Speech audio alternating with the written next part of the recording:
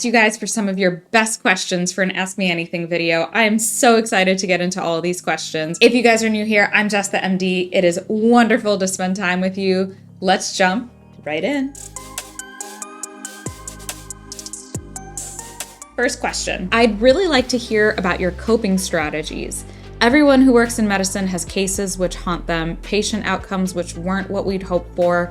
How do you manage those experiences? I think one of the really important things is debriefing, talking about it. When you have a case that was really stressful, really difficult, had a really bad outcome, all of the above, some of the above, it's really important to process what happened. You can lay it all out there and kind of come to conclusions of, okay, this is something I could have changed. This is something I couldn't have changed. What can I do differently next time? I think a big part of the coping is knowing that next time you encounter a situation like that, you have things that you can change. Now, in situations that are just horrific, like a trauma that came in and it was just really hard to see someone pass away in front of you, or a situation that really couldn't have been changed from the get-go, talking about it, breaking it down, and working through those feelings is, I think, my biggest coping strategy and my biggest recommendation. I think therapy, honestly, I say this to everybody, I think therapy is for everybody. We all do what we have to do to get through the situations, because some of them can be really, really heartbreaking. I have a friend who is a nurse. She said that when she was in university, she felt like she was going to get every disease. She got over it and is a great nurse now. I wonder, as a doctor, how it feels to have a symptom and know what it means. I'm gonna actually answer that in two parts. To the first part, feeling like you're gonna get every disease, I feel like that is just everyone that's in medicine that's learning about new diseases is like, oh God, I have this symptom and I have that symptom. And does that mean X, Y, and Z? Yes, I think all of us go through it to some degree. Some of those that have a little bit more anxiety, yours truly, definitely thought that they had every single disease. And for me, I think the biggest thing was learning that the likelihood of getting certain diseases, like if you're thinking that you got some sort of crazy infectious disease, but you were nowhere near anywhere that it was endemic, you probably didn't get it. We also learn about likelihood of a certain disease actually being the cause of the symptoms. And so it really does depend on the population, the location, all these things. So being able to put all of those puzzle pieces together makes it easier to convince yourself that you're not dying of some obscure disease from a rainforest that you never visited. In regards to the second question, I think being a doctor or a healthcare provider that knows what a certain symptom means, sometimes it can actually be really scary because you know that you have a certain symptom of a certain disease that can be really bad and have a really bad outcome. Yeah, that can be terrifying. And when you know for sure ahead of time and you know the prognosis and the potential outcomes, it can be really scary. At the same time, on the other hand, sometimes you know what a certain symptom means and you know that it's nothing to worry about, even though it feels really, really scary. And that is really comforting and really reassuring. I would love to know if you went through what new interns go through on shows like ER. Is that real, where they don't get any sleep and some longtime doctors treat the new interns like crud? Oh yes, that's real. That is very much real. There is a governing body that serves to protect trainees during their training, like the ACGME, and their goal is to make sure that we as physicians or healthcare providers get the training that we need, but in an environment that's not necessarily super harmful to our mental health. Unfortunately, sometimes you just need to go through those experiences. I'll give you an example. If you're working a 30 to 40 hour shift, that in some cases can be preparing you for a career where you're going to be working really long hours, you're on call for a long time because that's just the structure of that particular healthcare system or that hospital, whatever it may be.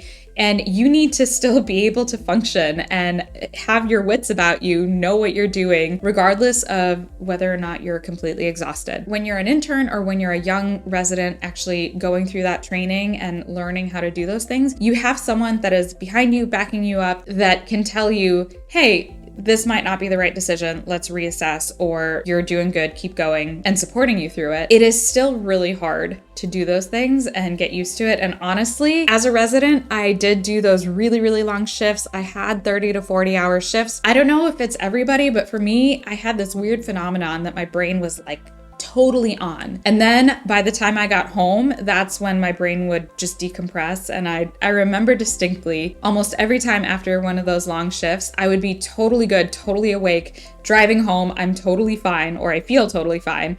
And then I get in the shower, and that's when I relax and I realize that I'm completely depleted. And then you just knock out. Yes, there were definitely times in residency where I felt like I was completely disrespected, treated poorly. There are times where we look back and we reassess and we realize that, yeah, that was a learning opportunity for me. There are other times where you're just treated like crap because the person that was treating you like crap also had a bad day and was just taking it out on you because they're your superior, and that sucks too. We are all human. We all have issues in our lives, whether they're personal lives or professional lives, and sometimes things just come out. That doesn't excuse that kind of behavior from attendings towards trainees, but it does sometimes happen because, again, we're all human. And now I think from my vantage point of looking back on it, I can see that and give people grace. In the moment when you're treated like crap, it feels horrible. And yes, I definitely cried. A lot of medical shows are recreating real cases. Do you think it's all right to make changes to real medical events for the sake of storytelling? Or could the audience learn the wrong lesson, i.e. peeing on a jellyfish sting, smother a fever, tip your head back when you have a bloody nose, etc.? I think at the end of the day, anything you see in TV and movies, it is for the sake of storytelling. So sometimes you do have to suspend your disbelief. On my channel, I like to point some of those things out that are just clearly outside of the realm of possibility. But then I usually approach it with, okay, if we're going to assume that this is true, then here's what we do next, or here's what would be done next. I think that any audience member that's actually watching a TV show for the sake of watching the TV show should know that it's all gone through the lens of storytelling, and some facts may be changed. And no, I wouldn't base my medical knowledge off of a TV show for sure. Are there any famous doctors or internet doctors that you list as an inspiration for your social media presence? Honestly, yes, definitely. When I first discovered Dr. Mike and Mama Dr. Jones on YouTube, I was like, these guys are awesome. I'm so excited to see what they're doing on the internet and be able to contribute in some way. I like to do things just a little bit differently, as everyone has a different approach to how they present themselves online. But yes, Dr. Mike and Mama Dr. Jones have been huge inspirations for me. If you weren't a doctor, what other career would you take on? Oh, this is a great question. I've thought about this actually, and I think that I was always meant to be in medicine in some way, being something like a personal trainer. I'm really, really interested in fitness, wellness, overall health. And so I would consider something like personal training or being a nutritionist or something along that career path. What other specialties have you considered? When I started medical school, I actually was considering orthopedic surgery. I was completely in love with anatomy and how the body kinetics work and what to do when something breaks. And I thought I really wanted to be an orthopedic surgeon. The moment I stepped into the OR, I realized that the OR is just not my place. I like being in front of patients. I like talking to people. And when my patient's asleep, it's not as interesting for me. So I considered surgery briefly, but then I very quickly decided that's not what I want to do.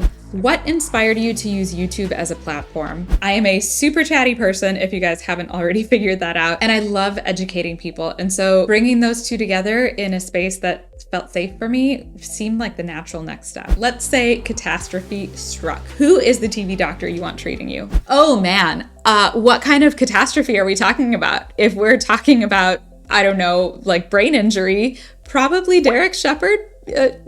Or you know what? Dr. Drake Ramore. But in all seriousness, if we're talking about like a crazy medical mystery, it's going to be House.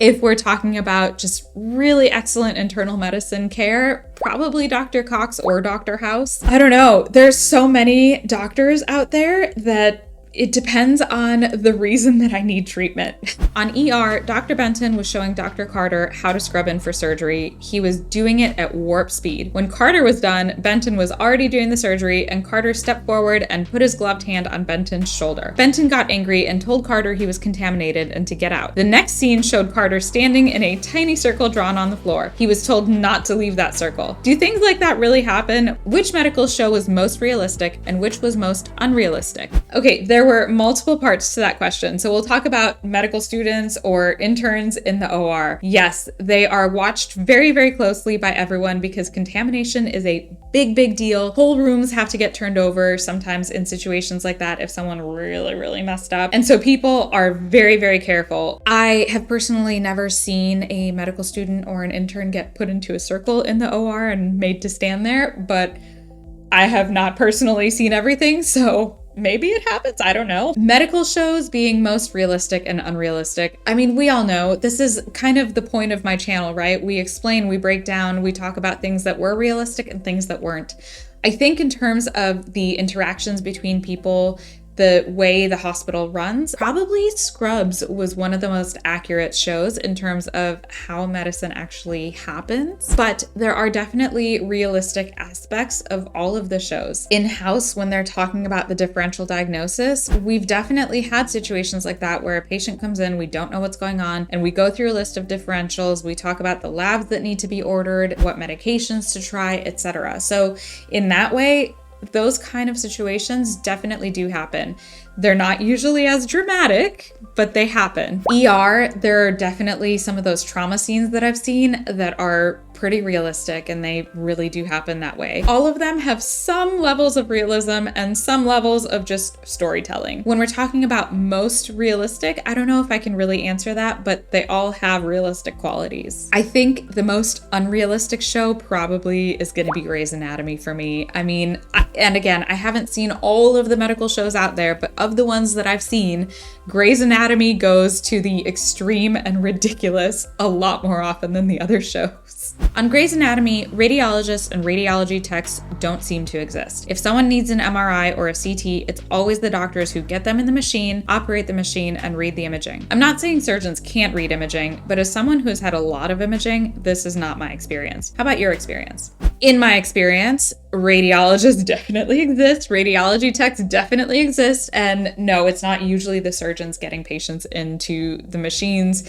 and reading the imaging right there. There is a caveat with that. If there's a trauma situation, the trauma surgeon is definitely going with the patient to the imaging room, whether that's an X-ray or a CT, whatever is happening at the time, and they are watching the images come up and reading them in real time because they need to figure out what to do very quickly. I promise you that if you have a surgery coming up and you've gotten imaging, your surgeon has looked at that imaging because they use it for surgical planning too. I will add that I also know how to read imaging. It depends on your specialty, but most of us need to be able to read the images and be able to tell what is happening and what to do next. We also rely on the radiology read, but we need to be able to look at the imaging and know what's happening as well. Can you talk about the hierarchy in medicine? What's the difference between a medical student, an intern, a resident, a fellow, or an attending?